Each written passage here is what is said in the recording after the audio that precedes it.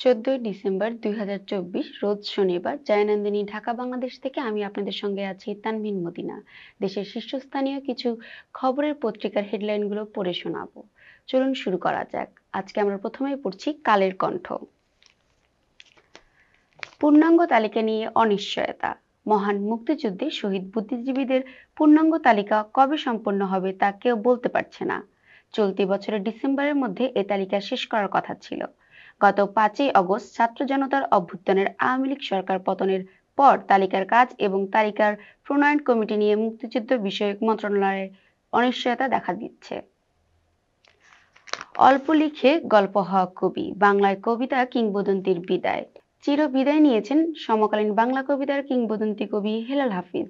এখন যৌবন যার মিছিলে যাবার তার শ্রেষ্ঠ সময়, এখন যৌবন যার যুদ্ধে যাবার তার শ্রেষ্ঠ সময়। শ্লোকের 18,000 কোটি টাকা পেট্রো বাংলার পকেটে। আয়ের চেয়ে ব্যয় বেশি, প্রতি বছরই ঘাটতি বাজেট। দেশে বিদেশে উৎস থেকে ঋণ বাড়ছে, সমস্যার সমাধানে রাজস্ব আদায় বাড়ানোর চাপ বাড়ছে সরকারের। হজ নিবন্ধে সারা কম, বিমানের ভাড়া কমাতে মন্ত্রণালয়ের চিঠি। নিজ স্বার্থেই বাংলাদেশের সংখ্যালঘুদের নিরাপত্তা দেবে বাংলাদেশ। বাংলাদেশ নিজ স্বার্থেই সংখ্যালঘুদের নিরাপত্তার জন্য ব্যবস্থা নেবে বলে মন্তব্য করেছেন ভারতের পররাষ্ট্রমন্ত্রী ডক্টর সুব্রমণিয়াম জয়শঙ্কর। সুপ্রিয় দর্শক, এখন আপনাদের সামনে পড়ে শোনাবো সমকাল। পড়ে আছে করোনা টিকার 2,000 কোটি টাকা। করোনার টিকার কেনার জন্য সরকার 2 বছর আগে এডিবি থেকে ঋণ নিয়ে ইউনিসেফকে $94 কোটি দেয়। এর মধ্য দিয়ে $18 কোটি অর্থাৎ বর্তমান বিনিময় হার অনুযায়ী 2,000 কোটি টাকার বেশি অপব্যবহৃত থেকে যায়। দেশে যখন তীব্র ডলার সংকটে তখন অদৃশ্য কারণে প্রায় 2 বছরে এই ডলার ফেরত আনা হয়নি। আলবদর নির্মূল হয়নি। আজ 14 ডিসেম্বর শহীদ বুদ্ধিজীবী দিবস। এদেশের স্বাধীনতা ও মুক্তি সংগ্রামের ইতিহাসের একদিন। বিজয়ের উষ্ণলঙ্ঘে দেশের শ্রেষ্ঠ সন্তান বুদ্ধিজীবীদের হারানোর দুঃসহ যন্ত্রণার দিন। মংডুর যুদ্ধে অচল টেকনাফ বন্দর।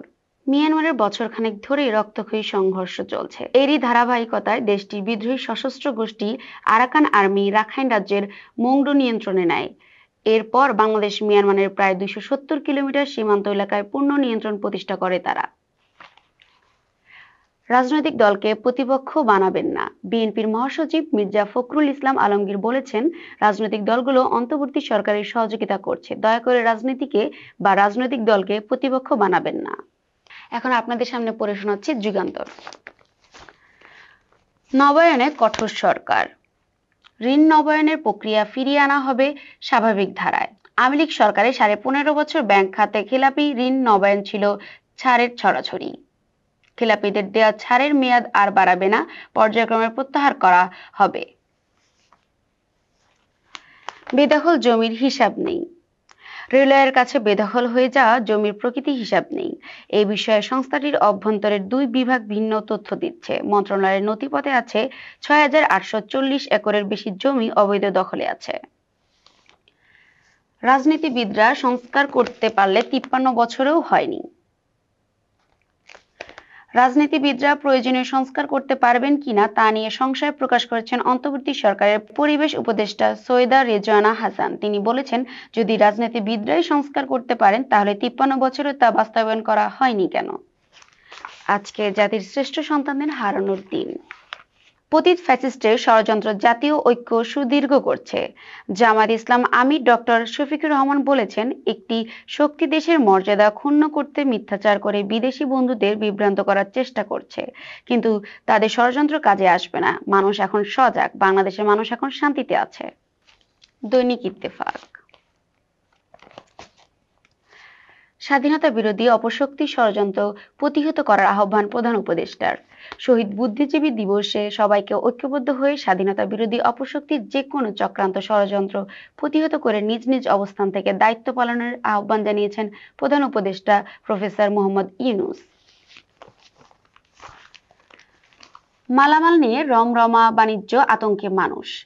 রাজধানীর বারিধারার ডিএইচএস এলাকার একটি বেসরকারি প্রতিষ্ঠান এলএস কেবল অ্যান্ড সিস্টেম, এই প্রতিষ্ঠানের সাব ঠিকাদার বিএনএফ ইঞ্জিনিয়ার্স লিমিটেড বছর 3 আগে কাজ না করে দিয়ে বিএনএফ ইঞ্জিনিয়ার্স এলএস কেবলের কাছে 53 কোটি টাকা দাবি করে। পরে পাওনা টাকা অভিযোগ এনে বিএনএফ ইঞ্জিনিয়ার্সের এমডি মোস্তফা কামাল বাদী হয়ে আদালতে মামলা দায়ের করেন।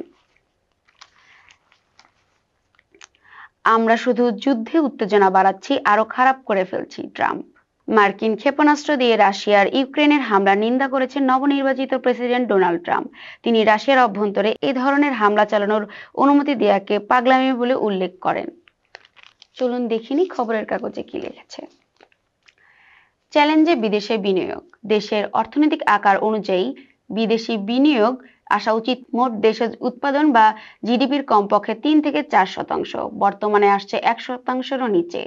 বিদেশি বিনিয়োগের এই রুগ্ন দশা নতুন নয়। 2 দশক ধরে বাংলাদেশের ফরেন ডাইরেক্ট ইনভেস্টমেন্ট বা সরাসরি বিদেশি বিনিয়োগ এএফডি এক জায়গায় ঘুরপাক খাচ্ছে। চ্যালেঞ্জের মুখে বিদেশি বিনিয়োগ। ইচ্ছামতো বাড়ানো হচ্ছে বাড়ি ভাড়া। দেশের মূল্যস্ফীতি অতীতের সব রেকর্ড ছাড়িয়েছে। নিত্য পণ্যের দাম যেভাবে বাড়ছে তাতে 3 বেলা পুষ্টিকর খাবার জোটাতেই হিমশিম খাচ্ছেন সাধারণ মানুষ। চিকিৎসা, শিক্ষা, যাতায়াত সবকিছুতে খরচ বাড়ছে। এর সঙ্গে বোঝার ওপর শাকের আটির মতো যোগ হয়ে দাঁড়িয়েছে বাড়ি ভাড়া। নতুন বছর আসতে না আসতেই ভাড়া বাড়ানোর হিড়িক পড়েছে। আলবদরের নৃশংসতায় অনেকেই চলেই গেলেন। জ্যোতিমর্ম গুহ ঠাকুরতা ও রাশেদুল হাসান কখনো কোনো অবস্থানে গোপন কোনো সন্ত্রাসের সঙ্গে যুক্ত ছিলেন না। বোমা বারুদ তৈরি করেননি, কিন্তু তাদের ছিল হৃদয়, জীবন্ত হৃদয়। বোমা বারুদের চেয়েও যা বিপজ্জনক ও শাসক শ্রেণীর পক্ষে বাংলাদেশকে ভালোবাসতেন তারা। 56,000 কোটি টাকা খরচ বেড়েছে। দেশের রেল ও সড়ক পথে যোগাযোগের 5টি মেগা প্রকল্প পদ্মা সেতু, পদ্মা রেল সংযোগ, কর্ণফুলী টানেল, কক্সবাজার দোহাজারী রেলপথ এবং মেট্রো রেলের প্রকল্পে বিপুল অর্থ অপচয়ের খতিয়ান উঠে এসেছে অর্থনৈতিক বিষয়ের শ্বেতপত্র প্রণয়ন কমিটির প্রতিবেদনে। শৈত্যপ্রবাহ 3 জেলায় চলবে আরও 2 দিন। রাজধানীর অলিতে গলিতে শীতের পিঠার পসরা। কুয়াশার চাদরে ঢাকা প্রকৃতি আর বাড়ির উঠানে ধোয়া ওঠা চুলার পাশে পিঠা তৈরির ব্যস্ততা যেন বাংলার শীতের এক বাস্তব ও অনন্য চিত্র।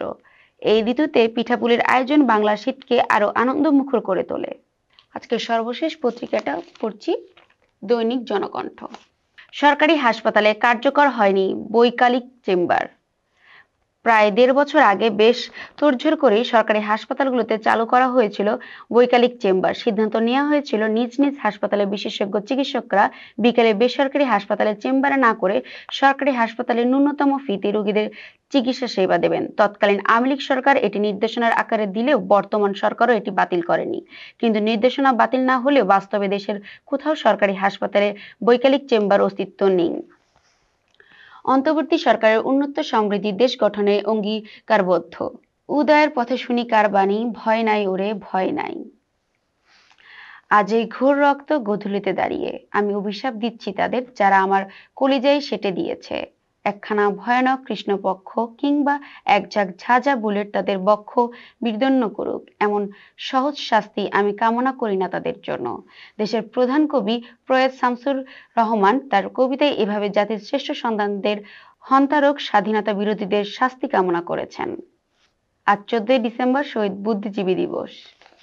সুপ্রিয় দর্শক, এতক্ষণ আমাদের সঙ্গে থাকার জন্য ধন্যবাদ। পরবর্তী অনুষ্ঠানটি দেখার আমন্ত্রণ জানিয়ে আজকে বিদায় নিচ্ছি আমি তানভীর মদিনা। খোদা হাফেজ।